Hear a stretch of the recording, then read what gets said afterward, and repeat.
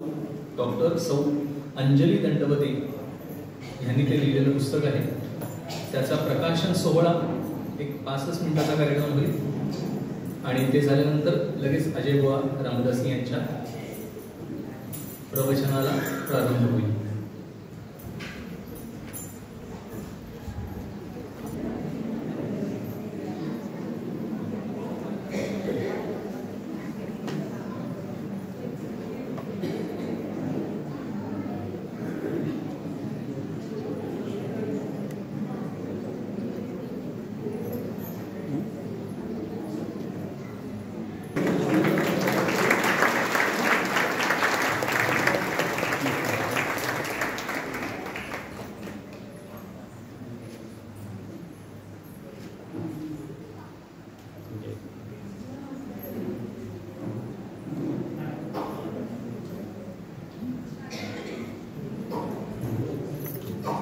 औपचारिकता काहीच नव्हती की रे, तिथून उचललं आणि प्रकाशित झालं. कारण आपले इथे गडावर स्पेशली आपल्या मंडळामध्ये अशी प्रथा आहे, आपण विशेष मोठ्या प्रमाणात प्रकाशन करत नाही. समर्थ समाधीला आणि स्वामींच्या इथे पादुकांवर पुस्तक नेऊन ठेवणे हेच प्रकाशन आपण धरतो. पण सध्या असं आहे, समारंभ झाल्याशिवाय काहीतरी झालं असं वाटत नाही. तर तसं परंतु ते सगळ्यांना कळायलाही पाहिजे. तर हा 21 समासी म्हणजे जुना दासबोध ज्याला म्हटलं जातं, हा ग्रंथ अवघड आहे. केवळ साधकांसाठी समर्थांनी पहिल्यांदा 21 समासी लिहिला आणि नंतर त्याचे 200 केलेले आहेत. 200 समास दासबोधाचे. तर ह्या समास पूर्वी एकेकाळी असं होतं की सगळे रामदासी मंडळी त्या दासबोधाबरोबर हा दासबोध पहिले वाचत असत. 21 समासी त्याला जुना दासबोध म्हणायचं. आणि थोडासा अवघडही आहे, थोडे विषय पण क्लिष्ट आहेत आणि साधकांसाठीच आहेत. तेव्हा ज्या कोणाला वाटत असेल, बहुतेक सगळ्यांना वाटावं, म्हणजे आपण विद्यापीठाचे अभ्यासक आहोत आणि म्हणून इथे आहोत, तेव्हा सगळ्यांनाच वाटावं की हा समास काय आहे. 21 समासी हे वाचन व्हावं आपल्याकडनं.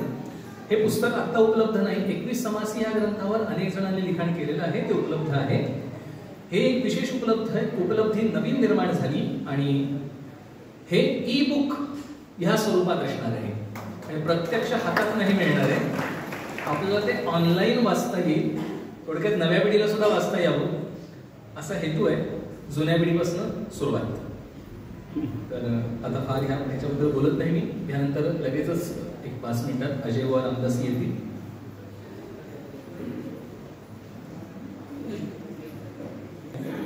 त्याच्या पुढचा विषय आहे तो एकंकार निरसन आहे. अवघड विषय आहे, पण अजय भाऊ आपण तसेच आहेत, ते सांगतील. ह्या पुस्तक प्रकाशनाचा शेवटचा भाग म्हणून परमादरणीय डॉक्टर सौ अंजली दंडवते यांना मनपूर्वक अभिनंदन आणि समर्थ चरणी प्रार्थना आपल्यासाठी. जय जय गुरु. पण तरी अजय भाऊ रामदासी हे मूळचे मिरजेचे, ते शिवझरगळीत 6 वर्ष होते. त्यांची साधना शिवझरगळीतली मुख्य आणि त्यानंतर सज्जनगडावर आणि त्यानंतर मुकुंदनगर पुणे या ठिकाणी श्रीधर स्वामींचा जो मठ आहे त्या मठाचे ते अधिपती आहेत.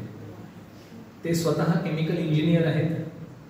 अनेक देशांमध्ये मोठे मोठे प्रोजेक्ट्स करून ते इथे आलेले आहेत. त्यामुळे त्यांना समोरच्या बसल्याची काय केमिस्ट्री आहे ती बरोबर कळते आणि ते सगळे केमिस्ट्रीचे सगळे गूढ डोक्यातले बरोबर उकलतात. हा सगळ्यांचा अनुभव आहे.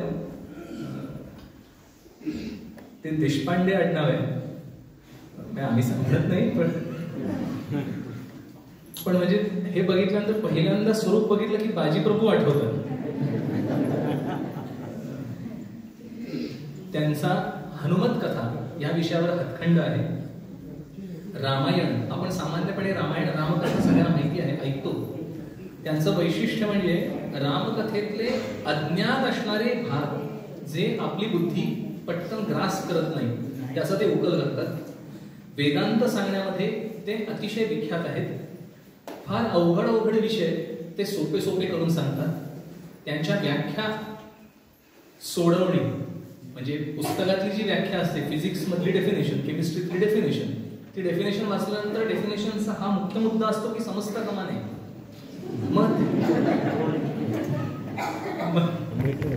प्रोफेसर जे असतात ना ते व्यवस्थित शब्द उलगडून सांगतात, मग ती पक्की डोक्यात बसते. तसं अजय बुवा करतात असं म्हणायचं आहे. तर मी फार बोलत नाही. असं आपलं भाग्य आहे की आजचे आपले दोन्ही वक्ते हे फार विख्यात आणि फार तत्वज्ञ आहेत आणि आपल्याला आज त्यांचा लाभ झालाय. मी अजय बुवांच्या चरणी विनंती करतो, आपण प्रारंभ करावं. जय जय रघुवीर समर्थ. श्रीराम.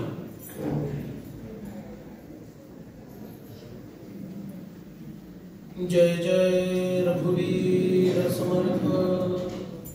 दक्षिणे लक्ष्मणो यस्य वामे तु जनकात्मजा पुरतो मारुतिर्यस्य तं वन्दे रघुनन्दनम्. शुकासारिखे पूर्णवैराग्य ज्याचे वसिष्ठा परिज्ञान योगेश्वराचे कवी वाल्मिका सारिका मान्य ऐसा नमस्कार माझा सद्गुरु रामदासा. मला वाटते अंतरिमा बसावे तुझ्या दासबोधासी पाबोध व्हावे. अपत्या